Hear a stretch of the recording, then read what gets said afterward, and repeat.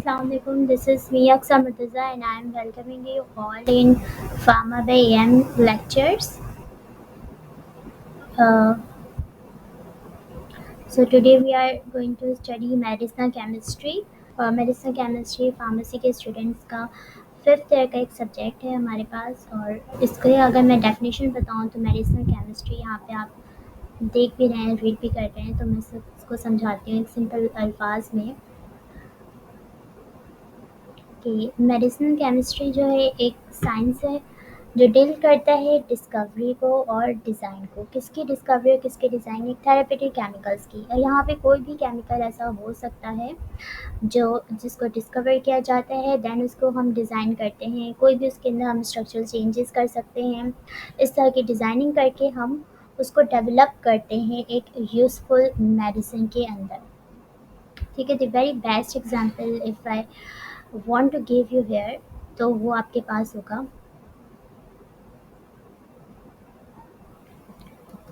Antitoxins का। ठीक है, या हम कह लें एंटीडोट्स का, जिसको हमने पॉइजन से ऑब्टेन किया। यानी पॉइजन हमारा जो है यहाँ पे एक ऐसा एजेंट था जिसको हमने डिस्कवर किया। हमने देखा कि इसको हम इस कुछ स्ट्रक्चर चेंजेस करके पॉइजन के अंदर हम कुछ स्ट्रक्चर चेंजेस करके हम उसको डेवलप कर सकते हैं एंटी पॉइजन के अंदर, राइट। तो इस तरह से हमारे पास डेवलपमेंट हुई है एंटीटॉक्सिन्स या एंटीडोट्स की।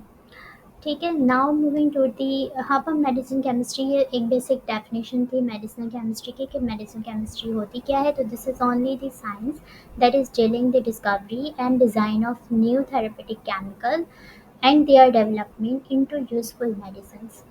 केमिकल्स को हम डिस्कवर करें, उसको ऐसा डिज़ाइन करें, either by changes its structure और by changing any chemical intensity, उसको हम चेंज करें और हम उसको डेवलप कर लें एक यूज़फुल मेडिसिन के अंदर। ठीक है, ताकि वो हमारे काम आ सके। तो ये this that's all are happening in medicine chemistry. Okay, moving to the next slides we have is anti-neoplastic drug. There is a vast area, बहुत सारी केमिकल ड्रग्स हैं हमारे पास मौजूद है जिसको हम स्टडी कर सकते हैं, डिस्कस करते हैं मेडिसिन केमिस्ट्री के अंदर। According to curriculum, PharmD curriculum that is approved by HSC, हमारे पास एंटी-न्यूप्लास्टिक ड्रग्स की क्लासिफिकेशन को स्टडी करना है। ओके, सो एंटी-न्यूप्लास्टिक का ड्रग क्या है, मीन्स के एंटी न्यू प्लास्टिक क्या चीज़ है। एंटी, आप अगर देखें यहाँ पे दो वर्ड्स हैं, एंटी और दूसरा वर्ड है न्यू प्लास्टिक का। ठीक है, एंटी एंड न्यू प्लास्टिक। तो वर्ड एंटी मीन्स आपको पता है कि word anti means anything that is against, opposite हो, आपके हो काम करना, एक्शन उसका अपोजिट हो। और न्यू प्लास्टिक के मतलब हो गया या न्यू प्लाज्म, जिसे हम कह लें सिंपल में कि न्यू प्लाज्म जो है, न्यू प्लास्टिक जो है sorry, drive from new plasm. ठीक है, तो इसके मतलब हो गया कि आपका जो है कोई भी सेल, नॉर्मल बॉडी सेल जो है is not grow into cancerous, cancer cell में बन चुका है। ठीक है, यानी कि नॉर्मल सेल के अंदर टेंडेंसी है कि अगर वो एक्सपोज हो जाता है किसी कार्सिनोजेन मटेरियल से, तो वो कार्सिनोजेन मटेरियल से अगर बॉडी से एक्सपोज होता है तो वो खुद को डेवलप करना शुरू करता है कैंसर के अंदर। सही, तो इस तरह से कैंसर्स की डेवलपमेंट होती है और न्यू प्लाज्म सेल्स के बनते हैं and that is totally harmful to the body. उसको रोकना ज़रूरी है और उसके लिए हमारे पास ड्रग है एंटी न्यू प्लास्टिक का। अब यहाँ इस ड्रग की एक बहुत वास्ट वैरायटी है, क्लासिफिकेशन है इसकी, उस क्लासिफिकेशन को देखेंगे, उसमें से उनमें मौजूद चंद ड्रग्स को देखेंगे और कंटेंट क्या है, आज हम क्या इस फर्दर स्टडी करने वाले हैं। Let's see this. सबसे पहले हम ड्रग क्लासिफिकेशन को देख लेंगे कि हमारे पास जो न्यू प्लास्टिक है उसके अंदर कौन कौन से ड्रग्स की क्लासेस मौजूद हैं, कितनी क्लासेस हैं, उनमें कितने ड्रग्स हैं। Next we will discuss some of the drugs in anti neoplastic के, उनको हम उनकी इंडिकेशन को देखेंगे, उनके प्रॉपर्टीज़ को देख लेंगे, देन हम उनकी कॉन्ट्रा इंडिकेशन को देख लेंगे और मोड ऑफ एक्शन को हम फिर पढ़ लेंगे।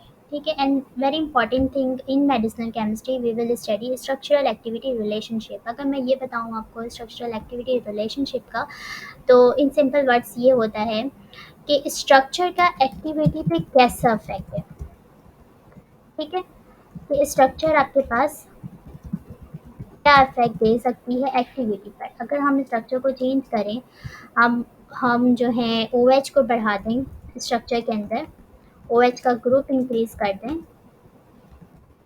सही है, या हम ओ एच के ग्रुप को डिक्रीज कर देते हैं, ठीक है, स्ट्रक्चर में ड्रग की किसी भी, तो उससे इफेक्ट हमारे पास एक्टिविटी पे सिंपली क्या इफेक्ट है। ठीक है, ये चीज़ हमने देखना होता है स्ट्रक्चरल एक्टिविटी रिलेशनशिप पे सिंपली कि एक्टिविटी आया इंक्रीज हो रही है ओ एच को बढ़ाने से या कम करने से, या फिर एक्टिविटी डिक्रीज हो रही है ओ एच के इंक्रीज से या कम डिक्रीज से। ठीक है, तो that's all we studied and structural activity relationship.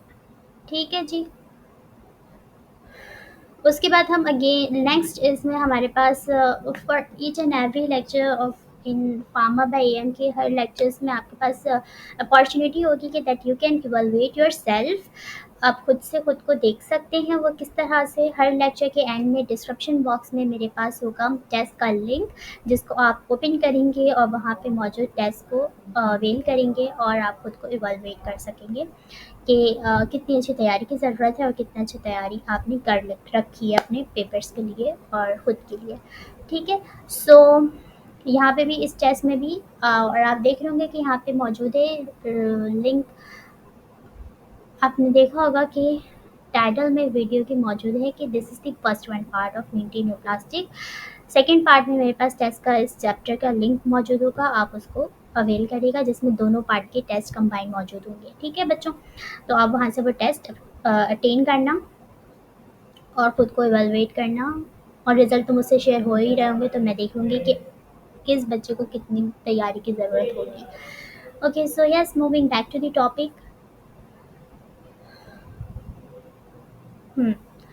So anti neoplastic के जो ड्रग्स हैं उसकी क्लासिफिकेशन में सबसे पहले हमारे पास है एंटी मेटाबोलाइट्स का, यानी कि ऐसा वो ड्रग, ऐसी एजेंट्स होंगी यहाँ पे इस क्लास के अंदर हमारी, कि आपकी वो ड्रग डीएनए को किसी तरह से डीएनए की सिंथेसिस को रोक रही होगी। ठीक है, मेटाबॉलिज्म्स को रोक करके, मेटाबॉलिक केमिकल्स को रोक करके वो डीएनए को रोक रही होंगी। क्योंकि हम हर ड्रग को डिटेल में पढ़ेंगे कि कैसे रोक रही हैं, इस क्लासेस हम देखेंगे ही, तो यहाँ पे मैं मज़ीद डिटेलिंग नहीं बता रही। एंटीबायोटिक्स है हमारे पास नेक्स्ट ड्रग। एंटीबायोटिक में हमारे पास है जो एंटी न्यूप्लास्टिक, यानी कि जो कैंसर के लिए एंटीबायोटिक यूज़ होती हैं, वो एक अलग ही मतलब उनका सिनेरियो होता है, उनका परफॉर्मेंस अलग होती है, उनका इफेक्ट अलग होता है। ठीक है, तो वो वाले एंटीबायोटिक की क्लासेस, मतलब वो वाली एंटीबायोटिक हमारे पास एंटी कैंसरस एक्टिविटी नहीं रखती है, तो दोनों। अच्छा, एंटीबायोटिक्स जो एंटी न्यूप्लास्टिक के लिए यूज़ हो रही हैं जिनमें ब्लूमाइसिन है हमारे पास, डॉक्सोरुबिसिन है और इडारुबिसिन। ठीक है, तो इनमें ये और भी मज़ीद हैं यहाँ पे एंटीबायोटिक्स, लेकिन जो ये एंटीबायोटिक्स होती हैं एंटी न्यूप्लास्टिक की, इनका काम क्या होता है कि इतने साइटोटॉक्सिक होते हैं कि आपके पास ये डीएनए की नॉर्मल सिंथेसिस को डिस्टर्ब कर रहे होते हैं। ठीक है, तो इस तरह से ये अपना एक्शन देते हैं। Next we have the alkylating agents. Alkylating agents name indicate कि this is going to be alkylate the DNA synthesis को alkylate कर देते हैं, alkylation का process करते हैं। Drug we have is cyclophosphamide का, streptozocin, dacarbazine. Okay. Next we have is microtubule inhibitors हैं। microtubule the name indicate कि ये जो सेल साइकिल में हमारे पास एन फेज का आता है, यानी कि जहाँ पे माइक्रोट्यूब्यूल्स बनते हैं और आपके पास फिर यानी कि सेल साइकिल का वो फेज़ जहाँ पे माइक्रोट्यूब्यूल्स बनते हैं, यानी कि मेटा फेज़ कहलाता है वो हमारे पास। उस मेटा फेज़ में ये क्या करती हैं, मेटा फेज़ में हमारे पास माइक्रोट्यूब्यूल्स की फॉर्मेशन होती है। ठीक है, एंड माइक्रोट्यूब्यूल्स के फॉर्मेशन से सेल आपस में डिवाइड हो जाते हैं, खुद को, है ना, डिवाइड कर देते हैं। अगर आपको ये रिवाइज हो रहा हो कि किस तरह से सेल डिवीजन होती है, तो सेल मेटाफेज में माइक्रोट्यूब्यूल्स बनते हैं और जिस तरह से सेल डिवाइड हो जाती हैं, सो ये स्पिंडल्स बनते हैं और ये सारे प्रोसेस होकर के सेल की डिवीजन होती है। तो इस माइक्रोट्यूब्यूल्स को बनने से रोकना, इनकी ट्यूब्यूलेशन, इस ट्यूब्यूल को यहाँ पे रोक देना, जिसकी वजह से फिर सेल की डिवीजन स्टॉप हो जाती है। तो ये वो काम करते हैं, ठीक है। इनमें है हमारे पास विनक्रिस्टिन, विनब्लास्टिन एंड डॉक्सीटैक्सिल।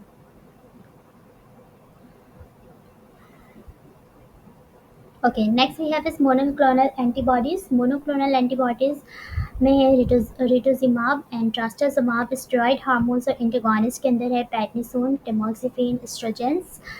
और दूसरी क्लासेस में हमारे पास है इमाटिनिब, इंटरफेरॉन्स एंड सिस्प्लाटिन। ठीक है, next moving to the next slide. तो 5 फ्लोरोयूरेसिल क्लासिफिकेशन में देखें तो 5 फ्लोरोयूरेसिल हमारे पास है एंटी मेटाबोलाइट्स के अंदर। ठीक है जी। तो इसको हम डिस्कस करने लगे हैं। सबसे पहले 5 फ्लोरोयूरेसिल की इंडिकेशन देख लेते हैं। कोलॉन कैंसर के अंदर है, यानी लार्ज इंटेस्टाइन के कैंसर्स में, कोलॉन में, रेक्टम कैंसर के अंदर ये इसका इंडिकेटेड है ये इसके यूज़। इसके अलावा ब्रेस्ट कैंसर में है, हेड कैंसर, लंग कैंसर और नेक एंड लीवर कैंसर के अंदर ये इंडिकेटेड है। इसकी प्रॉपर्टीज़ में हम अगर देखें तो ये वाइट क्रिस्टलाइन पाउडर होते हैं, ऑर्डरलेस है, मीन्स कोई स्मेल नहीं है। क्लोरोफॉर्म के अंदर ये सॉल्युबलाइज नहीं हो पाते हैं और अल्कोहल में ये हल्का सॉल्युबलाइज हो जाते हैं। अगर 5 फ्लोरोयूरेसिल के स्ट्रक्चर को देखा जाए, जो कि ये रहा, ठीक है, तो ये स्ट्रक्चर आपके पास पैरामिडीन एनालॉग जैसा है, सही है। पैरामिडीन एनालॉग से इसका स्ट्रक्चर सिमिलर होता है। तो ये क्या फिर काम करता है, ये सिंपली पायरिमिडीन को ही जाके इनहिबिट करता है। आगे मैकेनिज्म ऑफ एक्शन को भी देखेंगे कि ये किस तरह से पायरिमिडीन को रोकता है और डीएनए की सिंथेसिस को रोकता है। नेक्स्ट इसके अंदर कॉन्ट्रा इंडिकेटेड है, ये प्रेगनेंसी और लैक्टेशन में ये कॉन्ट्रा इंडिकेटेड है। आईवी और टॉपिकल रूट से हम इसकी एडमिनिस्ट्रेशन कर सकते हैं, क्योंकि ये जीआई अपसेट कॉज करता है तो हम इसको ओरली नहीं दे रहे हैं, हम आईवी और टॉपिकल रूट से देंगे। और इसकी एडमिनिस्ट्रेशन के दौरान हमने सीबीसी और रीनल फंक्शन जो है हमारा, रीनल और हिपैटिक फंक्शन, इसको मॉनिटर करना ज़रूरी होता है। Most of the drugs of anti neoplastic की ज़रूरी होता है कि हम कंप्लीट ब्लड काउंट को और रीनल या हिपैटिक फंक्शन को मेजर करते रहें, क्योंकि ये इतनी टॉक्सिक होती हैं कि ये नॉर्मल फंक्शंस को भी बहुत ज़्यादा डिस्टर्ब कर रही होती है। तो इनको मॉनिटर करते रहना हमारे पास ज़रूरी होता है, ठीक है। Okay, moving to the next slide. हमारे पास मैकेनिज्म ऑफ एक्शन है। 5 फ्लोरोयूरेसिल जो है वो इनहिबिट करते हैं बायोसिंथेसिस ऑफ डीएनए को, ठीक है, क्योंकि मैंने स्टार्ट में बताया कि इनका स्ट्रक्चर जो है वो पैरामिडीन से सिमिलर है। डीऑक्सीडायलिक एसिड कन्वर्ट हो रहा है थायमिडाइलिक एसिड के अंदर, ठीक है। तो ये इस कन्वर्जन को रोकते हैं और इस तरह से थायमिडीन का लेवल जो है वो डिक्रीज हो जाता है सेल में, और आपके पास एट द एंड जिसको हमने रोकना होता है वो डीएनए है। डीएनए हमारे पास बनने से रुक जाता है,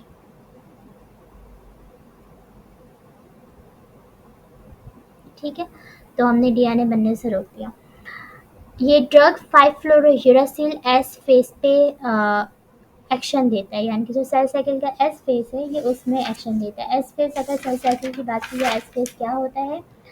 सेल साइकिल का एस फेज यानी कि जहाँ पे जब डीएनए की रेप्लिकेशन होनी होती है, ये उस फेज पे जाके एक्शन को रोक देता है, ठीक है। यानी कि डीएनए यहाँ पे रेप्लिकेट नहीं हो पाते हैं और आपका सेल डिवाइड नहीं हो पाएगा, ठीक है।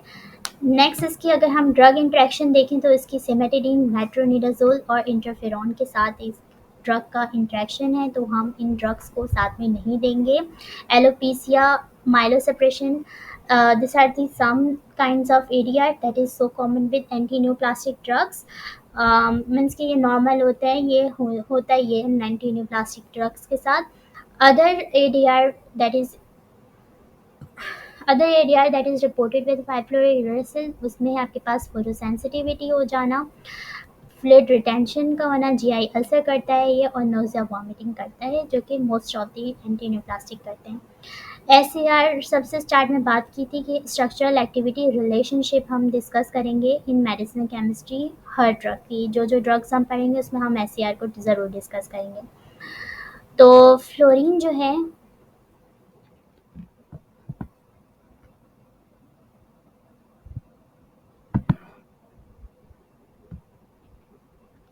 ओके, सो जो फ्लोरीन है उसकी एफिनिटी, यानी कि इस की बाइंडिंग, इस ड्रग की बाइंडिंग हमने जो है बाइंडिंग का और आपके पास एक्शन का, ठीक है। बाइंडिंग और एक्टिविटी का हमने बहुत ज़्यादा अच्छे से ख्याल रखना होता है कि बाइंडिंग अच्छी करानी है ताकि ड्रग अच्छा इफेक्ट दे सके। तो इस ड्रग की जो एक्टिविटी है वो पूरी डिपेंड कर रही है इस एक फ्लोरीन के ऊपर, ठीक है जी। इस एक फ्लोरीन के ऊपर इस ड्रग की एक्टिविटी डिपेंड करती है, तो इस ड्रग के अंदर ये फ्लोरीन होना ज़रूरी है। हम दूसरा किसी हैलोजन को इसके साथ हम ऐड नहीं करा सकते हैं।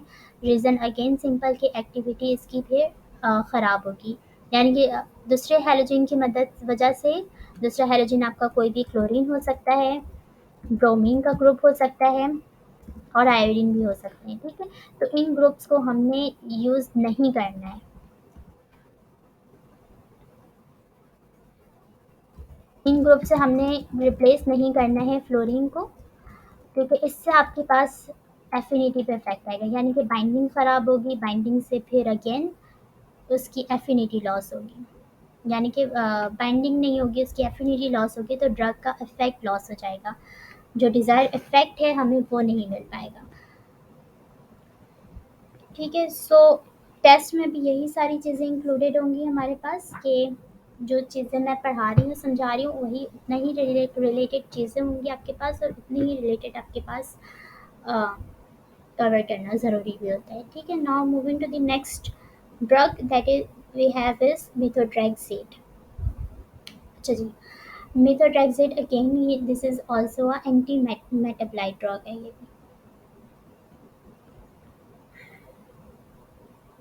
methotrexate है। methotrexate अगेन हमारे पास एंटी मेटाबोलाइट है, ठीक है, यानी कि अगेन ये मेटाबॉलिज्म को रोकते हुए डीएनए की सिंथेसिस को इफेक्ट करेगा। ओके, सो इसकी इंडिकेशन में वी हैव इस हेड और नेक कैंसर है हमारे पास,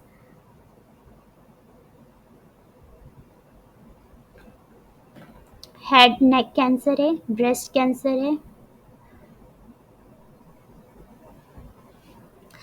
और ब्लडर कैंसर है, एक्यूट ल्यूकेमिया है, और लो डोजेस में ये methotrexate हमारे पास सोरियासिस और रूमेटॉइड अर्थराइटिस के अंदर यूज़फुल है, ठीक है। यानी कि दिस इज़ दी एंटीन्यूप्लास्टिक। वैसे अभी आगे भी आप ऐसी एंटीन्यूप्लास्टिक ड्रग्स देखेंगे जो दूसरे केसेस में भी यूज़ हो रही हैं, अदर देन न्यूप्लाज्म के, वो दूसरे केसेस में भी यूज़ हो रही हैं, ठीक है। सो methotrexate one of the drug of anti neoplastic के उसका एंटी न्यूप्लाज्म इफेक्ट के साथ साथ वो रूमेटॉइड अर्थराइटिस और सोरियासिस इन्फ्लामेशन जैसी जो कंडीशन होती है उसमें ये यूज़फुल है, ठीक है। नेक्स्ट वी हैव ऐसी प्रॉपर्टीज़ है हमारे पास कि ये ड्रग फॉलिक एसिड, यानी कि जैसे हमने फ्लोरोयूरेसिल में देखा था कि ये ड्रग पैरिमिडीन से सिमिलर थी, इसी तरह से ये ड्रग methotrexate फॉलिक एसिड से जैसी लगती है structure wise. If I we see this structure, तो ये फॉलिक एसिड से इसका स्ट्रक्चर सिमिलर लगता है। इसको हम इंट्रावेस्कुलर, इंट्रामस्कुलर, ओरली और इंट्राथिकली भी हम इस ड्रग को दे सकते हैं, ठीक है। इसके अलावा ये येलो ऑरेंज क्रिस्टलाइन पाउडर होते हैं। 5 फ्लोरल यूरेसिल सिर्फ आईवी इंट्रावेनसली यूज़ हो रहे थे और आपके पास टॉपिकल यूज़ हो रहा था, ठीक है। इंट्रावेनस और टॉपिकल यूज़ था 5 फ्लोरोयूरासिल का। बट methotrexate को हम 4 रूट से दे सकते हैं, आईवी, आईएम, ओरल और आईटी के रूट से। 5 फ्लोरोयूरासिल हमारे पास वाइट क्रिस्टलाइन पाउडर थे, methotrexate जो है ये येलो ऑरेंज क्रिस्टलाइन पाउडर होते हैं। इस तरह से हम रिलेट करके पढ़ेंगे तो चीज़ें हमारे पास, हमें रट्टा लगाने की ज़रूरत नहीं पड़ती है, रिलेशन में ही चीज़ें बहुत अच्छी हमें समझ आ जाती है और हमें पता होता है कि जब हम रिलेट करते हैं तो हमें पता होता है कि अच्छा हमने ये चीज़ डिफरेंस देखा था इसके और इसके अंदर, वो हमें जल्दी से माइंड में क्लिक हो जाता है। That's I always use to study like this, तो मैं आपको भी यही मशवरा दूंगी। ओके, तो back to the topic, CBC और हेपेटिक रीनल काउंट जो है, रीनल फंक्शन हमें इसमें भी देखना ज़रूरी है। As I earlier told you कि हमें most of the antineo cases में और कैंसरस कीमोथेरेपी में ये चीज़ें मॉनिटर करना पड़ती हैं। एस फेस में अगेन ये ड्रग भी एस फेस में अपना इफेक्ट देता है, क्योंकि यहाँ पे डीएनए की रेप्लिकेशन हो रही है, तो ये वहीं पर अपना इफेक्ट देता है। ठीक है। एस फेज के अंदर डीएनए रेप्लिकेशन हो रही है, इंपॉर्टेंट फेज साइकिल है, यहाँ पे अपना एक्शन देता है मेथोट्रेक्सेट भी 5 फ्लोरोयूरासिल की तरह। मैकेनिज्म ऑफ एक्शन देख लेते हैं।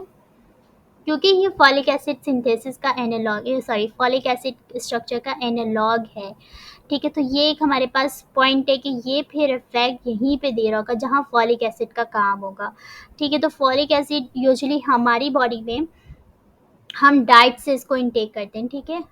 हमारी बॉडी में हम इसे डाइट के थ्रू लेते हैं, या हम ऐसे सप्लीमेंट्स लेते हैं जो हमें आयरन के और फॉलिक एसिड प्रोवाइड करता है। हम अपनी बॉडी में इसको सिंथेसाइज नहीं कर सकते हैं, like bacteria do, we don't. तो फॉलिक एसिड हमारे पास डिहाइड्रोफॉलिक एसिड में कन्वर्ट होता है with the help of dihydro reductase enzyme. Dihydrofolic acid again dihydro reductase enzyme की मदद से टेट्राहाइड्रोफॉलिक एसिड में कन्वर्ट हो जाता है, ठीक है। तो इस स्टेप में हमें मेथोट्रेक्सेट क्या करता है, हमारे पास इन डिहाइड्रोफॉलेट रिडक्टेस को इनहिबिट करता है। तो इससे फॉलिक एसिड वो डिहाइड्रो में कन्वर्ट नहीं हो पाता, और डिहाइड्रो जो है वो अगेन टेट्रा में कन्वर्ट नहीं हो पाता है। और टेट्रा अगेन जा करके जो है वो क्या करता है, वो डीएनए को रेप्लिकेशन में या डीएनए के सिंथेसिस में हेल्प करा रहा होता है। तो ये इस तरह से स्टॉप हो जाता है, ठीक है। तो मैकेनिज्म ऑफ एक्शन हमारा simple, you can write it in your words also कि इस तरह से ये काम करता है, क्योंकि समझना ज़रूरी है लिखने से ज़्यादा। हमें समझ आ जाएगा तो हम लिख तो सकते ही हैं। Okay, so yes, ADR we have is hepatotoxicity है, क्योंकि ये हेपेटोटॉक्सिसिटी करवा रहा है और इसकी एडीआर में है, तो मोस्ट हमें बिल्कुल बहुत ज़्यादा ज़रूरत है कि हम यहाँ पे हेपेटिक फंक्शंस तो लाजमी मॉनिटर करें, ठीक है। इनफर्टिलिटी करवाता है ये ड्रग, बहुत एहतियात इसका यूज़ भी है। नोज़िया, वॉमिटिंग, डायरिया है। माइलोसप्रेशन करवाते हैं, रैशेस भी है, और ये आपके पास alopecia, as I told you कि most of the anti neoplastic drugs जो हैं वो एलोपेसिया करवा रहे होते हैं। Okay, we have is drug interactions. इसका हमने 5 फ्लोरोयूरासिल में देखा था कि वहाँ पे उसका इंट्रैक्शन सिमेटिडीन,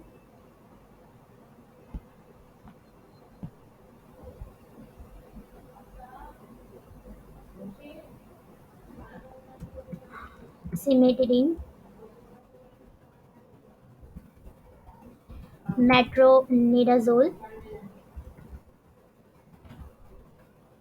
तो ऐसा रुक जाइए, मेट्रोनिडाजोल और इंटरफेरॉन के साथ वहाँ पे इनका इंट्रैक्शन था 5 फ्लोरोयूरासिल का। यहाँ पे हमारे पास है एंटी न्यूप्लास्टिक मेथोट्रेक्सेट का इंट्रैक्शन फेनिटोइन के साथ, फेनिटोइन के साथ है, एनसेड्स के साथ है इनका इंट्रैक्शन,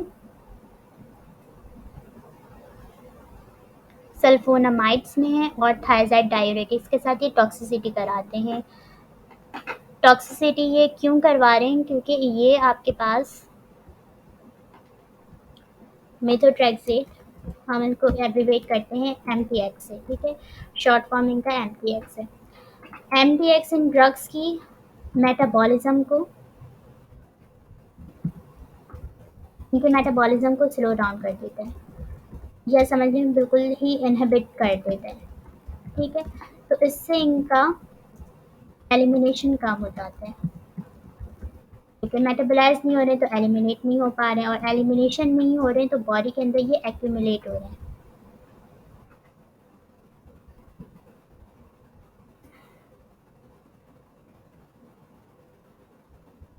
बॉडी के अंदर ये एक्यूमुलेट हो रहे हैं, और इस तरह से ये टॉक्सिसिटी कॉज कराते हैं। फिर हमारे बैक्टीरियोमाइसिन के साथ मगर इन ड्रग्स की एमटीएक्स की एमटीएक्स की एमटीएक्स की बैक्टीरियोमाइसिन के साथ सिनर्जिस्टिक इफेक्ट है, यानी कि ये इनके इफेक्ट इन्हेंस करते हैं, इन ड्रग्स की इफेक्ट इनके साथ इन्हेंस हो जाती है, तो ये देना अच्छा होता है साथ में। स्ट्रक्चरल एक्टिविटी रिलेशनशिप एमटीएक्स की देख लेते हैं। स्ट्रक्चरल एक्टिविटी में हमारे पास है कि अगर हम रिप्लेस करते हैं, 3 पॉइंट्स हैं। ग्लूटामेट टेल हमारे पास जो है इस वाली टेल को हम कहते हैं कि ये ग्लूटामेट टेल है, ठीक है। अगर इसको हम इस टेल को हम लिपोफिलिक ग्रुप से यानी कि किसी भी अल्काइल से या अल्काइल या एराइल ग्रुप से हम इसको रिप्लेस करते हैं। ये ग्लूटामेट टेल है। ग्लूटामेट टेल हमारे पास लिपोफिलिक एजेंट्स कह रहे हैं कि लिपोफिलिक एजेंट्स कोई भी अल्काइल ग्रुप हो सकता है या एराइल ग्रुप होता है। उनके साथ अगर हम इस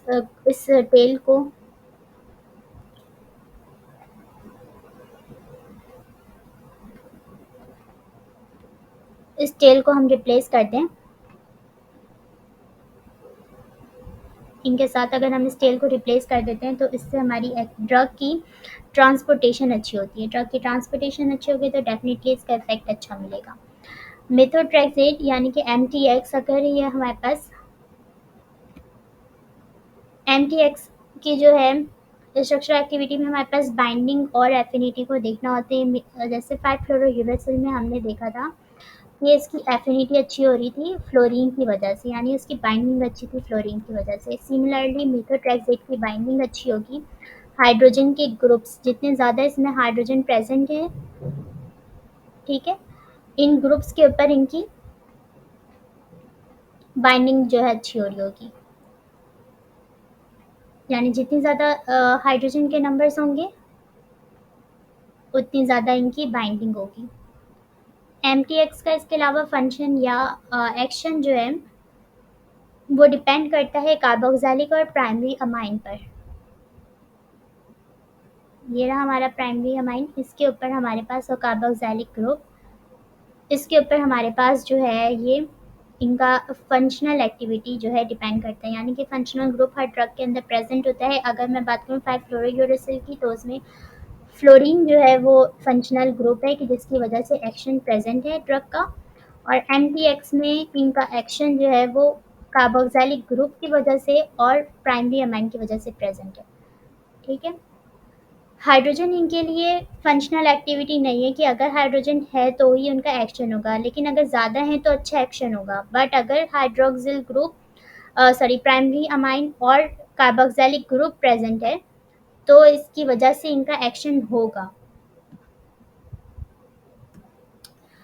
Okay, thank you so much. That's all for today's lecture. Part 2 will be uploaded on Friday. Same channel अक्सर मुर्तज़ा के चैनल पे अपलोड कर दिया जाएगा। डू वॉच दैट ऑल्सो, और इस वीडियो को भी लास्ट तक ज़रूर देखिएगा ताकि आप टेस्ट अटैम्प्ट कर सकें। Thank you so much.